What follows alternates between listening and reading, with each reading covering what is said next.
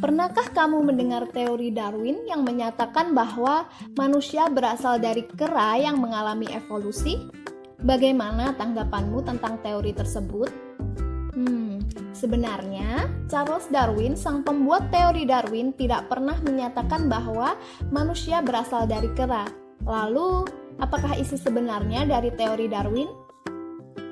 Teori evolusi Darwin menyatakan bahwa hewan dan tumbuhan berasal dari suatu spesies yang sama. Kemudian, spesies tersebut mengalami perubahan fisik seiring dengan berjalannya waktu dikarenakan adanya seleksi alam. Hal ini berlangsung secara terus-menerus hingga terbentuk spesies modern seperti sekarang membentuk pohon keluarga yang terus bercabang. Selanjutnya kita akan membahas tentang seleksi alam itu sendiri. Apa sih yang dimaksud dengan seleksi alam?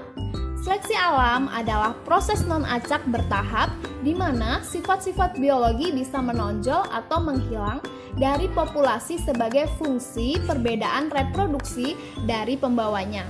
Nah, seleksi alam ini merupakan mekanisme kunci dalam terjadinya proses evolusi. Selanjutnya ada gagasan Darwin. Bagaimana evolusi itu bekerja? Gagasan Darwin, bagaimana evolusi itu bekerja didasarkan pada observasi sebagai berikut. Yang pertama, bila semua individu pada suatu spesies sukses bereproduksi, maka populasi spesies tersebut akan meningkat dengan jumlah yang tak terkontrol. Yang kedua, ukuran populasi cenderung sama dari tahun ke tahun. Yang ketiga, sumber daya lingkungan terbatas. Yang keempat, tak ada dua individu dalam satu spesies yang persis sama. Dan yang terakhir, yang kelima, yaitu banyaknya variasi dalam populasi ini akan diwariskan ke keturunannya.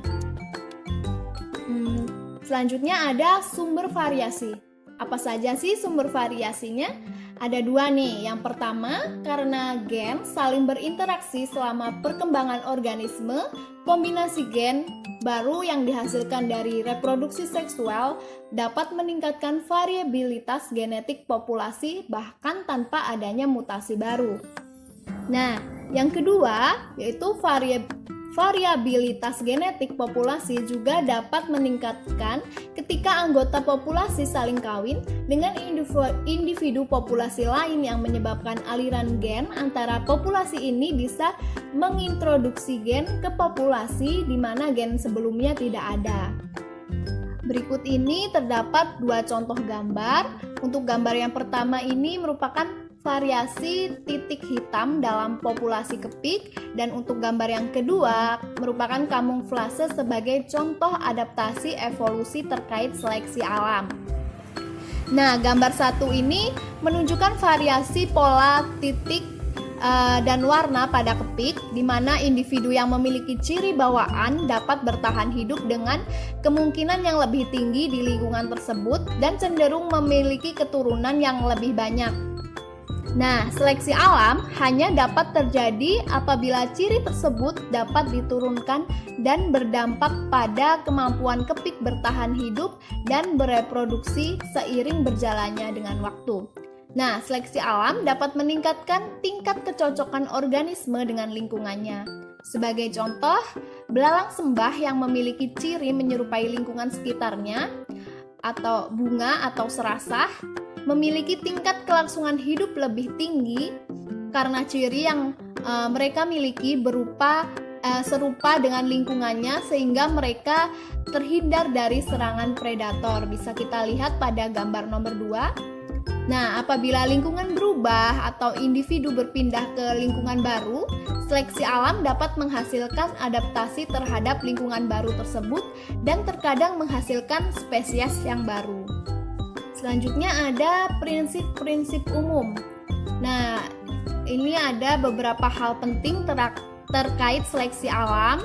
Yang pertama, walaupun seleksi alam terjadi akibat interaksi antara individu dengan lingkungannya. Yang mengalami evolusi bukanlah individu, melainkan populasi yang mengalami evolusi seiring berjalannya waktu. Yang kedua, seleksi alam hanya dapat memperkuat atau menghilangkan sifat-sifat bawaan yang diwariskan yang berbeda dengan individu lain dalam suatu populasi. Jika semua individu dalam suatu populasi secara genetik memiliki sifat bawaan tersebut, evolusi secara seleksi alam tidak dapat terjadi. Yang ketiga, yaitu faktor lingkungan yang bervariasi dari satu tempat ke tempat lain seiring berjalannya waktu. Sifat yang menguntungkan di suatu tempat dan di satu waktu bisa jadi tidak berguna atau bahkan merugikan di tempat lain atau di waktu lain. Nah, seleksi alam ini selalu terjadi, namun sifat apa yang menguntungkan bergantung pada konteks dalam kondisi seperti apa spesies tersebut hidup dan berkembang biak. Selanjutnya ada contoh dari seleksi alam ini. Yang pertama ada gambar ngengat sebelum adanya revolusi industri dan gambar ngengat setelah adanya revolusi industri. Nah, ada sebagai contoh di Inggris ada hidup dua jenis ngengat dengan warna gelap seperti gambar dan warna terang. Namun selama revolusi industri banyak pohon tempat hinggap ngengat yang menghitam, memberikan perlindungan bagi ngengat gelap untuk bersembunyi dari predator. Ini menyebabkan ngengat gelap memiliki peluang hidup lebih tinggi dan menghasilkan keturunan ngengat gelap lebih banyak. Dan hanya selama 50 tahun sejak seekor ngengat gelap pertama kali ditangkap, hampir semua ngengat yang ditangkap di daerah industri Manchester berwarna hitam. Hal sebaliknya terjadi akibat berlakunya peraturan udara bersih pada tahun 1956 di mana ngengat hitam menjadi jarang lagi.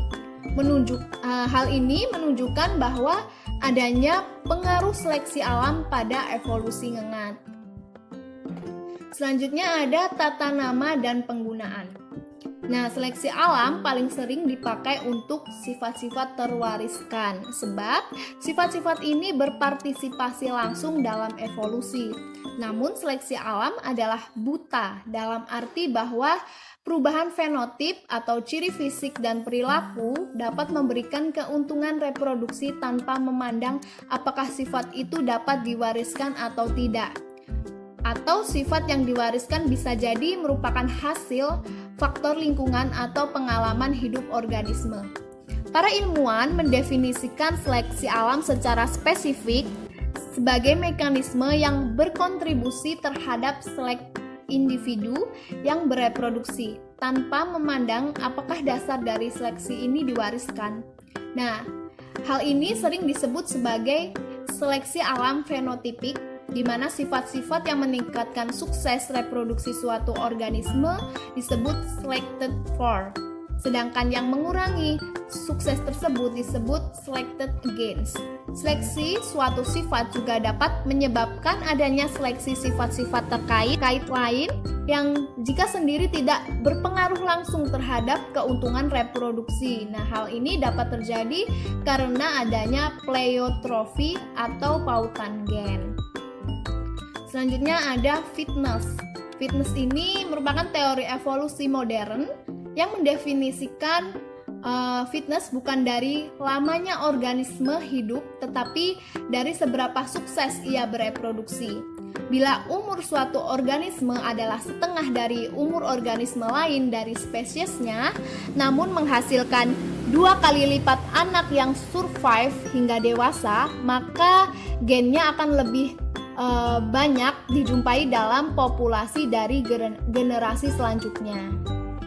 Selanjutnya ada seleksi seksual. Nah, seleksi seksual ini penting sekali dibedakan antara seleksi ekologi dan seleksi seksual.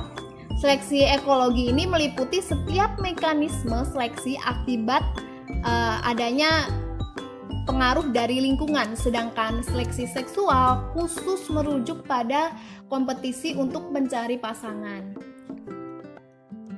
Selanjutnya ada evolusi melalui seleksi alam.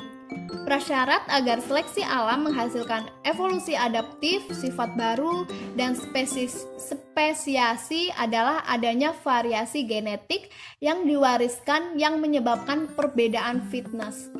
Variasi genetik ini adalah hasil mutasi, rekombinasi, dan perubahan dalam kariotip atau jumlah, bentuk, ukuran, dan susunan internal kromosom.